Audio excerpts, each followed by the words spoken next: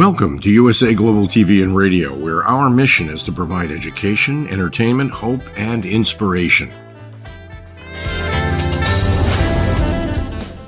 USA Global TV and Radio connects you with experts and audiences all around the world every single day to help you succeed in business and to live a richer life.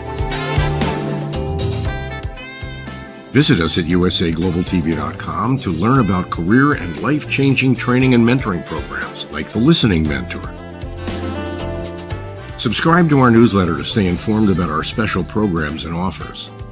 Discover how you can become a guest on one of our shows or a host or producer of a USA Global TV and Radio show of your very own.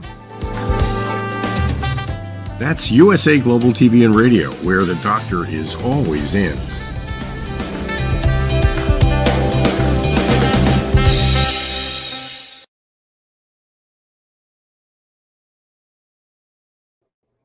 Hello, everyone. Good morning, good afternoon, good evening. Welcome home to USA Global TV and Radio. It is our pleasure and privilege to provide to you world-class education, entertainment, hope, and inspiration.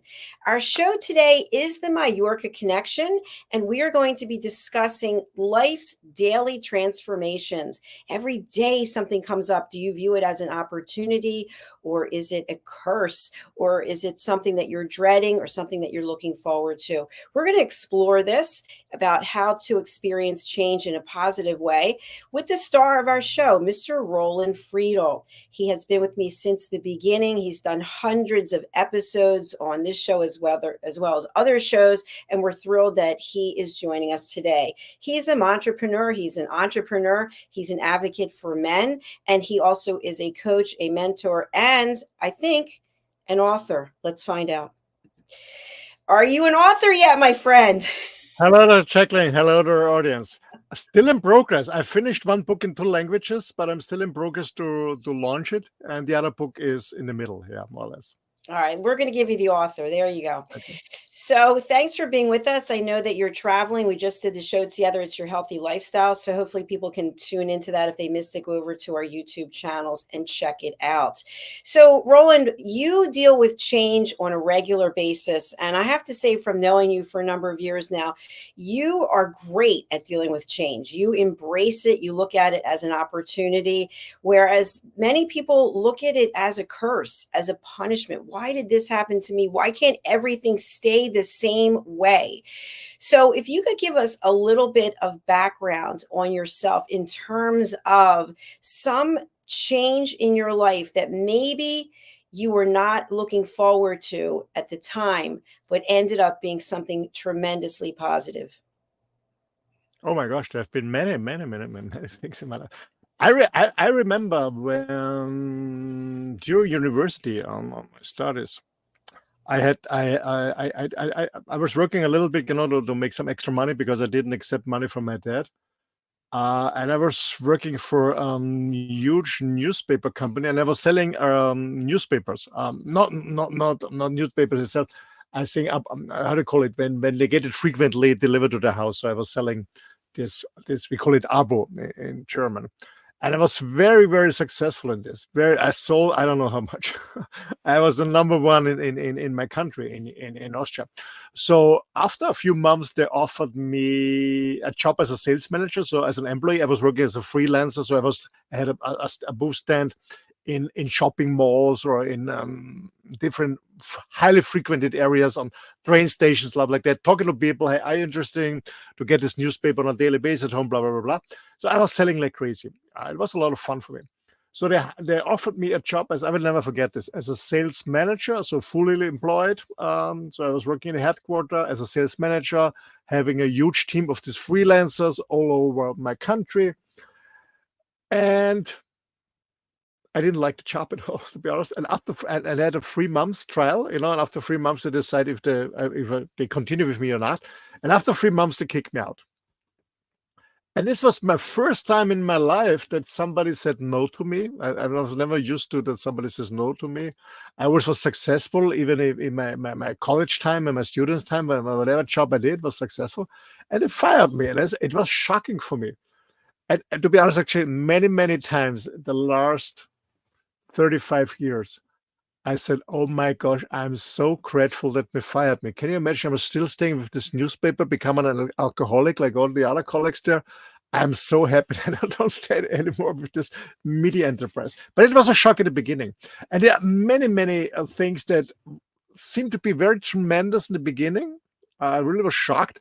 And afterwards, I felt so free, to be honest. And there was always a reason behind. And what I learned is when one door closes, even when it's painful in the beginning, another door opens. So I see this always as a new opportunity. When one door closes, for whatever reason, if it's in business or private, both sides, another door opens. So I love changes. Sometimes, depending, sometimes in a mood I said, oh no, not again. I just changed yesterday, not again. Give me a break, please. Of course, sometimes I feel overwhelmed too, but more or less I can handle change very, very good. And I don't feel triggered like, I don't know, 95% of the population feels triggered. I have no issues with change. Absolutely not.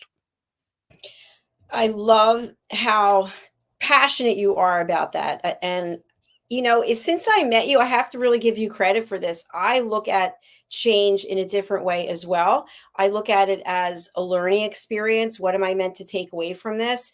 And then what's coming next? What is coming after this? So instead of getting upset, I really work on embracing it and thinking to myself, I don't know where this is going to go. And I'll give an example. And I don't know if this person is watching. I'm not going to say their name, but someone asked to have a meeting with me. And I thought the meeting was about one thing. And the meeting was about something completely and totally different. And the person ended up doing this reading. They're an intuitive. And they just did this reading on me. And I was just going with it because I kept thinking, wow, I have no idea where this is going. And I thought we were talking about something completely different. And 2 days later, I felt this incredible burst of energy that I still have. And I really attribute it to this person doing this inspirational reading, the spiritual reading. So you just don't know where something's going to go. So being open, I think, makes a big difference. Now, I also would like to have you touch on, as a coach, as a mentor, as an entrepreneur, as someone who has had countless meetings with people all across the world, how does one train themselves to look at change in a positive way? Because we can say it all day long, but unless somebody makes an effort, it doesn't come naturally to people. What do you think? No, for me too. It was for me and my clients. It's a learning process. It's a learning process. Absolutely. I mean, as I said before, when change is one of the toughest triggers people can experiencing. People don't like change because they're used to do it in a certain way, and people believe in certainty. I don't believe in certainty. I believe more in possibilities or options. But people look for security and they think there's certainty. It's absolutely not. But it's a learning process, especially if you want to be successful in life, in whatever area you want to be successful. I think you have to learn to live with change, and the world is changing faster every day.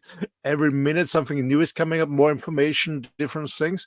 So we have to adapt to this, and it's a learning process. I think the first thing is what I learned for myself, and what I do with my clients is, what triggers you? Why are you triggered by a change? What is it exactly? And mostly it is the reason for it because we have just biased information. We don't see the whole information. We hear something, maybe a grapevine or something like that. So mostly we are triggered by change because we don't have the full data, the full information. It's just biased. And then what we do is we fill this gap with the information we don't have. We fill this gap with assumptions, and mostly it's not the right ones. We have assumptions. We get a negative mind, negative thoughts. This gives us negative emotions.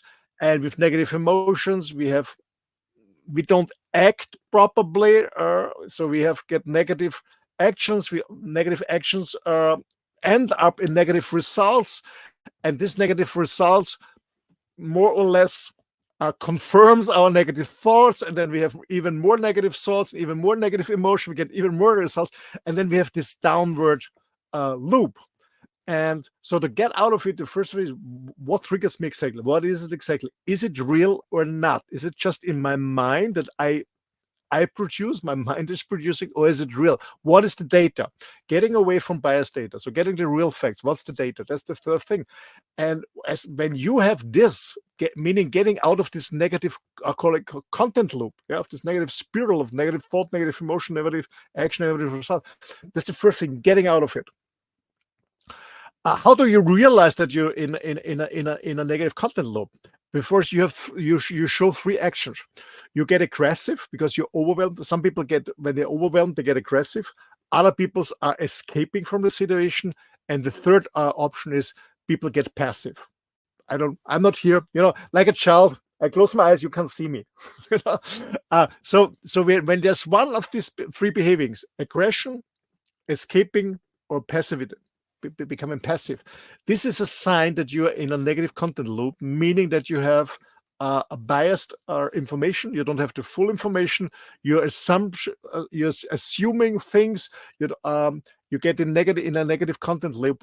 That's the first thing. Okay, when you realize one of these three behaviors is there, then stop immediately and say, okay, why I'm behaving like this? What triggers me? What are the real facts, what are the real information? Sort them, prioritize them, and then go on task, work on task. It seems so easy, but it's a process, and there's a lot of practice needed. That's so true. And by the way, you just referenced this, and we also talked about it on the last show. When you're working with someone, it's someone that you feel is committed to making a change. They really want to work with you, and they want to do what it takes. Now, when I've worked with some clients, in the beginning, they had a commitment to doing something, and then I could tell that their heart wasn't really in it, and they were doing it for some other reason. And we talked about this briefly. But when change or transformation comes in, you're with a partner, and the partner wants you to change because that will make he or she or them happy, but you're not happy about it. What do you say to a client in that case? Run away as soon as possible.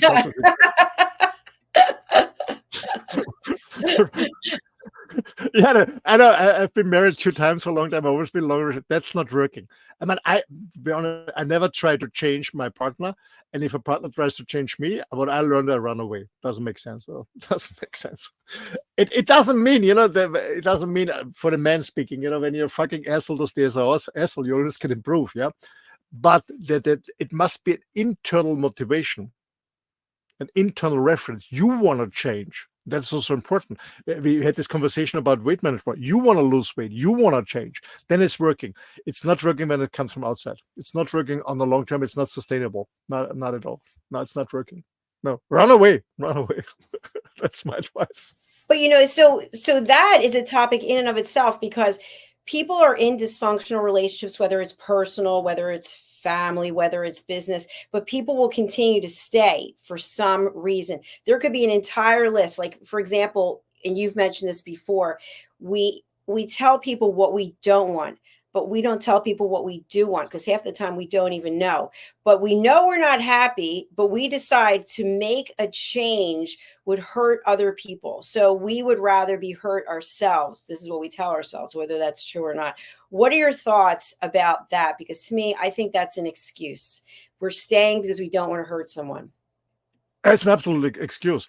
I remember when I was sorry for my first word, when I was in a not happy relationship, I also had this excuse. I'm not leaving, if it is painful for me because of my small kids. And then I found out my kids already realize, even though they're small, that I'm not happy and it's not working. There's a lot of arguing.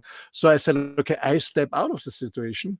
And my kids learned that they have 2 families now. Yeah, my wife and her new partner, and myself with my new partner. So we always find excuses. Absolutely, we always find excuses. No, it's the point is that some people really don't want to disappoint other people. Maybe it comes from a childhood trauma, that they haven't been seen, they haven't been heard, they haven't been loved, they haven't been accepted. So the so-called people pleaser, they do everything for somebody else, not for themselves, for somebody else, to be seen, to be heard, to be loved, or whatever. This is a childhood trauma, so we have to fix this first. Why is it coming from? What's the source of it? Why you're acting like this? What is absolutely not healthy for you, especially for your mental health? I had this in the same, we had this discussion, and I was part of your program. I had a very bad childhood as a 8-year torture of being sexually abused. And I was working on that, so I could use it as an excuse for not doing anything, and everybody else is fault, and I feel like a victim. But I was working on that and working on the trauma, and this was a game changer. And I'm not a people pleaser anymore. I'm helping people. Yeah, of course, I support people, but I'm not a people pleaser. I don't do it to be loved. I don't do it to be seen or whatever. I do it because I want to do it. That's something different. I want to support people. Yeah, but you're absolutely right. And I don't know if I've already shared the story, but many years ago, when I joined a training, when I was trained by a trainer, there was a lady, I did coaching with her, and a very good lady, young lady, mid-30s, very successful in her home. She was a lawyer, very successful, luxury house, married, no kids. And she always was wearing large sunglasses. You could see her blue swollen eyes because her husband was beating her all the time when he was drunk. And she was a coaching client myself. It was about, getting out of the victim's role. There's only a predator when you are willing to become a victim. Yeah? And so I was coaching her. And one day I said to her, you know what? To be honest, maybe there was a good relationship already. There was trust built up. And I said, hey, my God, you look good. You're successful. You're making your own. Why the heck you're not leaving this person? And you know what she said? And I still get boom gun when I think of it. She said to me, with him, I already know how to protect myself. So she had more fear about the future, about the next partner. Maybe she was expecting to get beaten too, and she has no strategy at the moment how to protect herself. But with this partner, she already had a strategy how she can protect more or less, so it's not so painful that it could be. And that's really weird that people stay in situation, they learn to deal with it, and yeah, they have more fear from the new because they're, as I said, they're so triggered by change. They have more fear of the new that could be much better, but they don't see it. And then they stay with the things they already know and they already learn to deal with, even when it's painful, even when it's not satisfying, even when it's just shit, but they learn to deal with it. That's most people do it. So what they're doing is, most people is, they're justifying the status quo. That's what they're doing. They're justifying the status quo. They don't want to change. And that's a huge obstacle on your way to a healthy, happy, fulfilled life. Yes, I definitely understand what you're talking about, because I've had people I've known in my life who were in really dysfunctional relationships where they were getting abused. And one phrase I heard over and over again was, the devil I know is better than the one I don't know. Absolutely. And this is weird. I mean, for me, it's absolutely weird, but yeah, it is. That's how people function.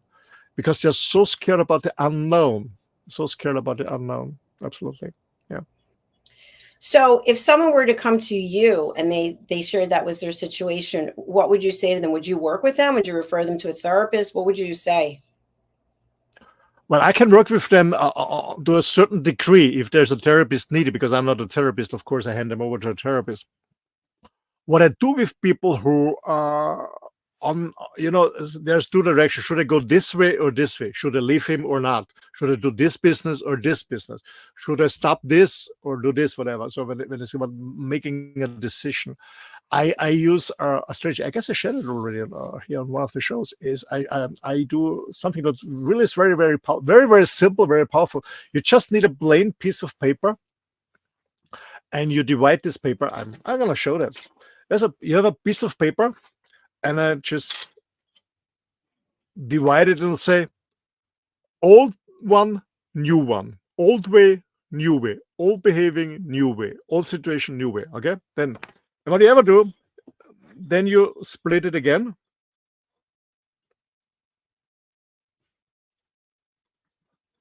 I just type it.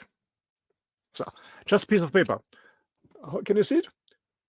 Old one, new one. Yes. And then we split it and I say plus, minus, minus, plus. So meaning we start with the positive one. What is the positive outcome for you staying in this old situation? Because there is a reason why somebody's staying. Maybe it's not consciously, maybe it's unconsciously that we see a benefit in staying in a certain situation or doing something or getting not, I don't know, not losing weight or not stop smoking or staying in this job or this relationship, whatever it is. So there must be something that holds you back. Maybe you're not conscious about it. So this is a good process to be aware of that you're not aware. Sorry, that's the right word. That you're maybe not aware about it, why it holds you back. So there must be something positive. If it sounds totally weird, why hold it back? So what I do with my clients is in the coaching, always work on that. Find out that this is a long process. What is it? What is it? So I'm really asking questions, asking why are you staying? Why this? Why not? So there's something positive. Why are you staying? So we work on this list really deeply. And to be honest, it's not about 10 minutes of free question. Really, you have to start deeper, because the person is not aware about their staying in the old behaving, in the old situation, whatever it is, in the old job, old relationship. So what's the positive? But even if it's so painful, even if it's not satisfying, there must be something positive. Maybe your mental, your soul, whatever you want to call it, protects you from the new and said, okay, stay. What do you say? I know the old devil. Okay. So it gives me security. I know already how to protect, or whatever it is. I know how to handle an aggressive boss in my job or whatever. Okay. So finding out all the positive why you stay in. That's why I start with them. And then we go to the negative. What's negative? What is not good? And then we go to the negative from the new one, not to the positive, because the step is too far. We start with the negative. What is your fear? What is your fear that could be in the new one that holds you back to move? Well, what are you afraid of? And then we all have written all this down. So people are aware about why they're staying in the old shit. The negative one, they know, of course. Yeah, but they have to be aware about the positive one, and then have to be aware what the fear from the unknown new. They have to be aware of this, and then we go to the positive one. So this is the way I coach people, and this is a very simple tool, but very helpful that people get the first time in life aware why they're stuck in this negative situation, even it's so painful. They want to get out of it, but I don't know why I'm still there. And it many years ago, it helped me in getting out of situations that are not really healthy for me. That I learned it's not. I didn't invent this. I learned it from somebody, and it was so powerful for me to get out of this old situation, getting into the new with, being really motivated and looking forward without being any anxieties. And that's why I use this. I use this still since 30 years. It's very helpful. That's a great tool, Roland. Thank you for sharing that with us. I hadn't seen that before. One thing that I've heard from people in coaching sessions is, I have to stay because he needs me. She needs me. They won't be able to do X, Y, and Z without me. And they come across from almost like an ego perspective. But yet I pose the question in a different way, is what is the value they're bringing to your life? Well, they're not bringing any, but they can't make it without me because I'm making the money, because I pay the bills, because I do this, because I do that. What do you think's behind that? Well, the brutal truth is that when a girl, for example, said he needs me to stay for any reason, is the truth is that she needs him to feel worthy, to feel needed, to feel seen. That's the truth. It's the other way around. It's just the other way around. It sounds weird. It's the other way around. Yeah. The person said, I can't leave because he needs me or she needs me. The truth is, no, I need to stay here because I want to serve. I only feel fulfilled when I can serve. This how do I call it? This helper syndrome. Yeah. I don't know, call it helper syndrome in English. In German, it's helper syndrome. So people need it. They need it. They need it for the ego. They need it to be loved. They need it to be seen that they help somebody who is, I don't know, whatever. Yeah, we see it very often. Yeah, I totally agree. That's exactly what comes up for me when I think about that. But they don't want to actually look at themselves. They turn the whole thing around, because then they go from being in a position where they feel empowered because somebody needs them, as opposed to being humble and feeling vulnerable because they really need the other person. Absolutely. It's a power play in a relationship. We see it very often. Absolutely. So you mentioned also about work. Let's say someone has a superiors, a supervisor, and they're really not able to get along with that person, yet they don't want to step up and say anything to that person and see if they could possibly figure out a better way to deal with one another. So they go around bad-mouthing the person all through the organization instead of making a change themselves and raising their hand and possibly saying, this isn't for me, it's not working out. They go and say negative things about the other person. We see this happening all the time. What do we call this? It's funny because I had a client last year, and she said, yeah, he always feels like a victim. He's a GM of an international company, and also feels a victim. Said, yeah, I'm always there. They need my skills, my experience for 5 years, and when I'm successful, they treat me like shit and stuff like that. So I'm thinking about changing again the corporate, the company. And I said, yeah, you can run away again, but I can guarantee you it will happen again. It's a pattern, and we have to find out why there's a pattern. What's going on in your mind? What's going on in your past? Because it happened not the first time; it happened already the 4th time in an international company. He goes there for 5 years, and then they treat him like shit. After, although he has been successful, there's a pattern. You cannot run away, but the same thing is happening. So find out what's going on with you. Why are you behaving like this?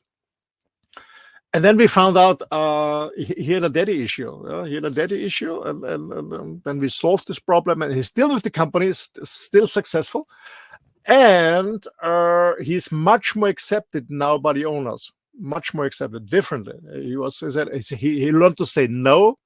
He learned to set boundaries and stuff like that, and now it's working. And he was so surprised that this is working. But as I said in the beginning, people want to run away, but you always kind of run away. But you're taking with you yourself and your patterns. You have to change your pattern. You have to look at your first. Why is it happening to me? When I say happening to me, why is it happening to me? When it's comes again and again and again in different situations with different people in different venues or events, then there's a certain pattern behind it. And you have to change this. You have to find out, what is it? Why are people treating me like that? Or let's say, why do I accept that people treat me like this? What is it? Where's it coming from? Is it from my childhood, any trauma, and any negative belief system, whatever it is? We have to fix this first, or find out first and be aware of it, what it is, because otherwise you're repeating it all the time. So yeah, it's very, very important to have a look at it. Why do you have this pattern? Why it comes again and again, and whatever it is. Very true. And now something I want to ask you about, what are some of the factors or some of the decision-making criteria, using what you just shared, to help someone evaluate Ben Franklin close, positives, negatives? Is it having a certain number on one side and a lesser number on the other side? Is it health related? Is it financially related? What are some of the key factors that a person can evaluate when they're feeling vulnerable and saying, okay, the facts speak for themselves? I'm being abused, whatever it is. He or she is spending money like there's no tomorrow. We're going broke. Something has to change. And regardless of my inability to move forward, the facts are speaking for themselves. I have to do something. Good question. I mean, again, for me, it's not a... Sorry? I said that's why they keep me here. Yeah. Well, as I said in the beginning, it's most people are not aware about the patterns. They're absolutely not aware what is going on. They want to go away from a bad situation because, of course, they feel it that it's not helpful. They feel it it's painful. They feel it's not satisfying. They feel that it keeps them away from being successful or whatever. But they have absolutely no idea why they are still in the situation. And this happened to me too in earlier years. why are people stealing from me? And actually, it happened last year again. Why are people stealing from me? Why is this happening? What's the pattern behind this? And mostly we are not aware of it. And I can speak for myself. I found it in my childhood, and actually, I used a therapist or a mentor, and I also used for myself just going in silent, not be distracted by anything, by food, by alcohol, by social media, TV, or whatever. Just being myself and reflecting on it. Okay, and then it came up. Oh my gosh, why are things happening to me?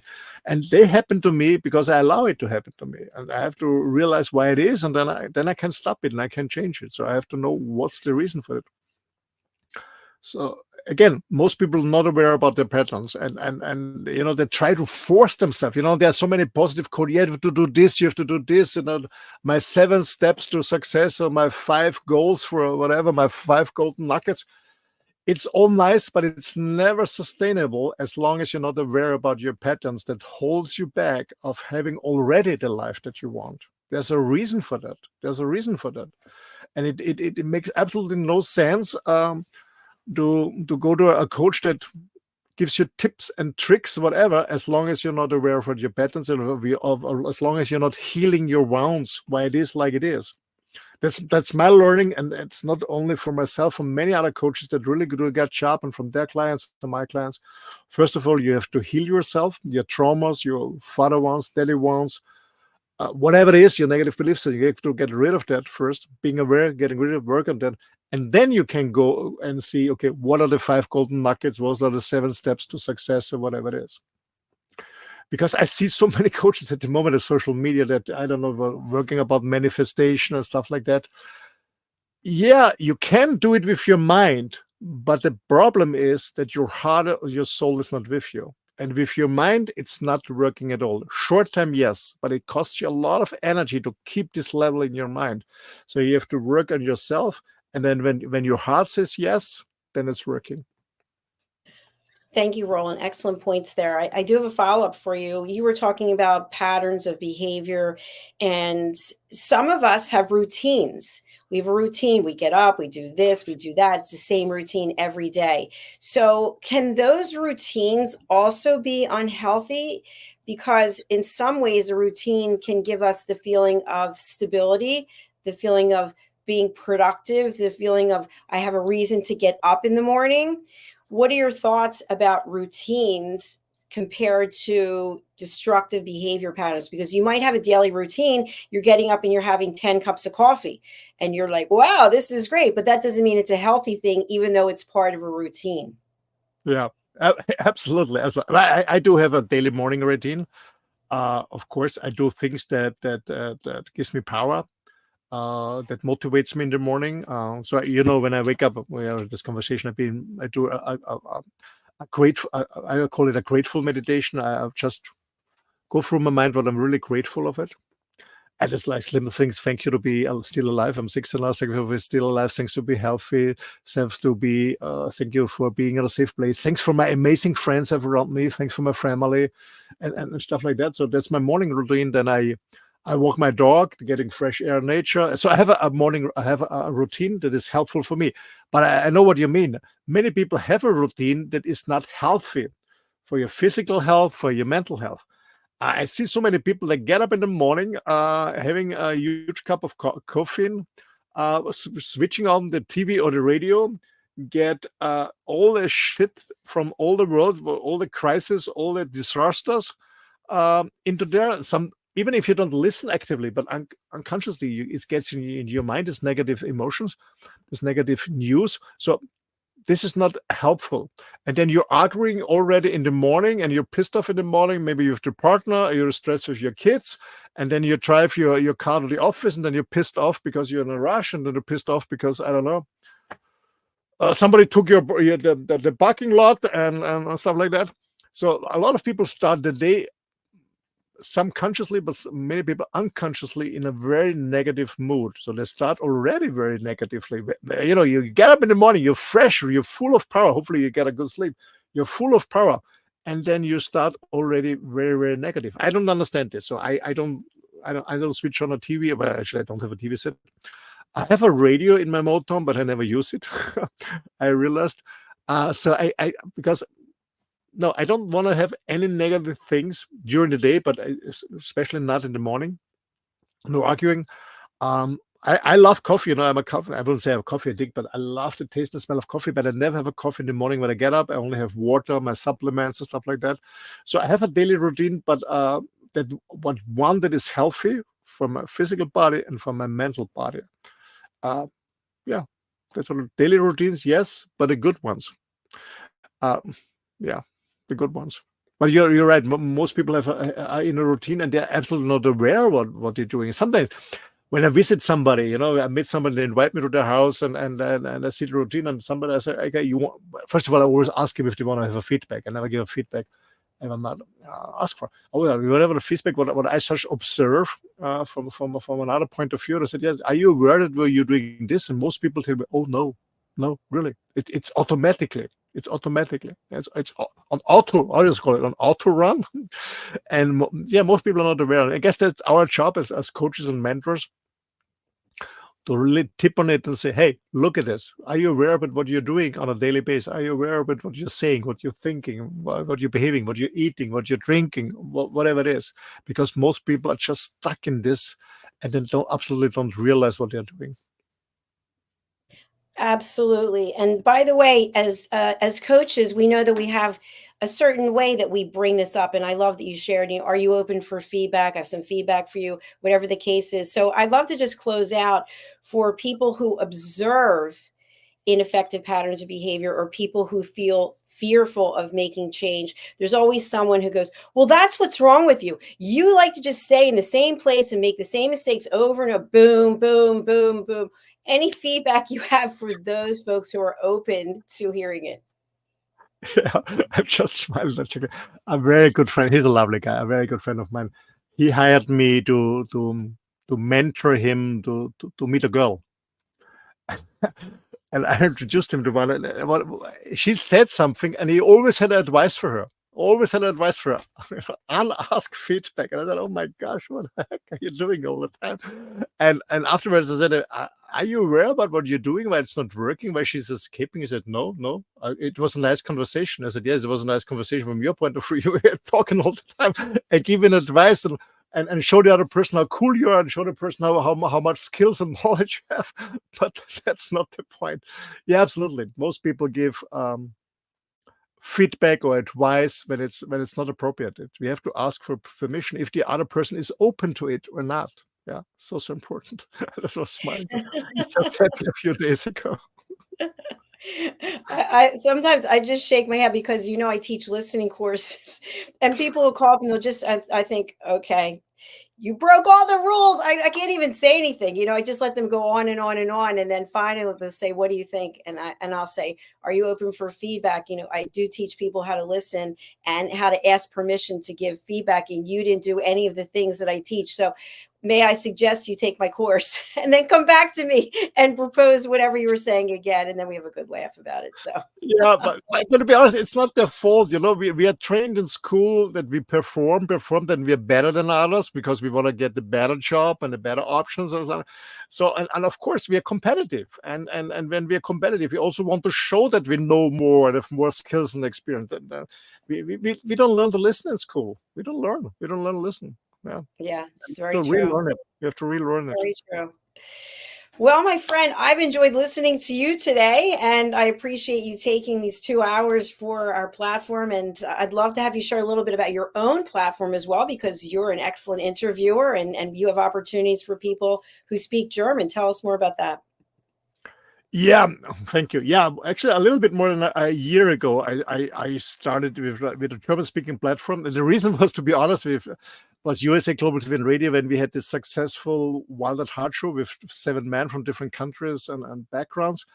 And I said, okay, I want to do this in German again. And then it started in German very successfully. And then ladies came to me and I said, hey, can you interview with me too? And it's a lot of fun. I love to interview people.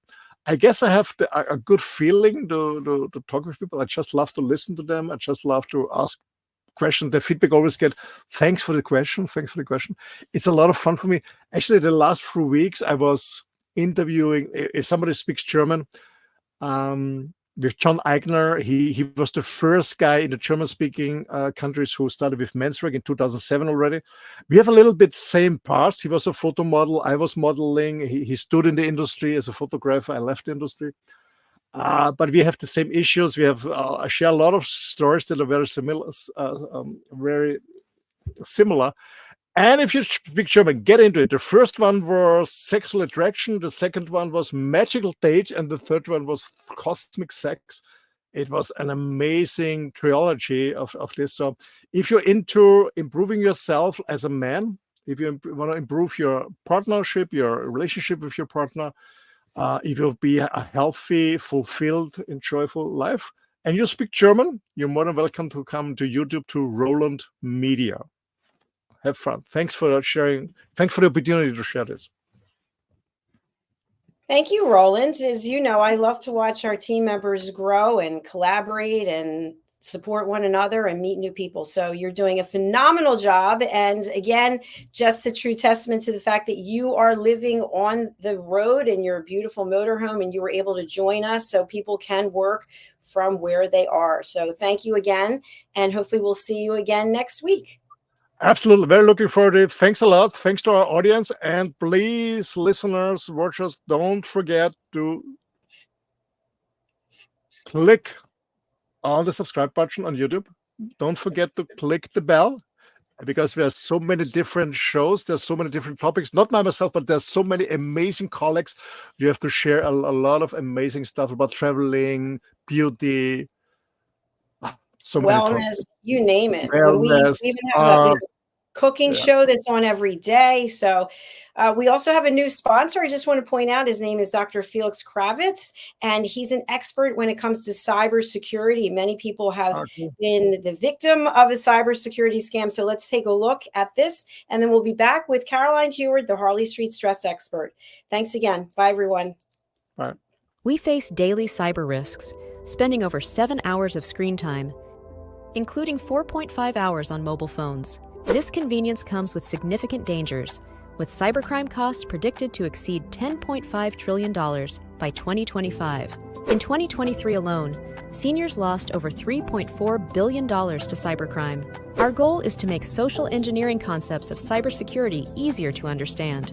We work with business teams, senior living facilities, investment companies, and educational institutions, both individually and in groups. We offer real-life examples to help you recognize and prevent attacks, with sessions available both in person, in selected regions, and remotely. Schedule your training session, or to learn more, contact us today. Call us at 847-845-9360. Email us at info@cybersecurityeasy.com. Protect your team and family with cybersecurityeasy.com.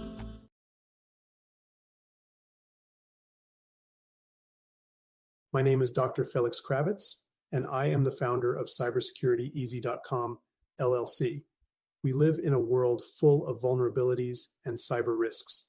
We spend almost 4.5 hours a day on our mobile phones. It's over 7 hours of screen time daily when including computer use. We often forget that this convenience comes with risks. Published data predicts that the cost of cybercrime will exceed $10.5 trillion in 2025. These numbers encompass not only businesses, but also each one of us, including our children and our parents. In 2023, the FBI reported over $3.4 billion lost by seniors aged 60 and older.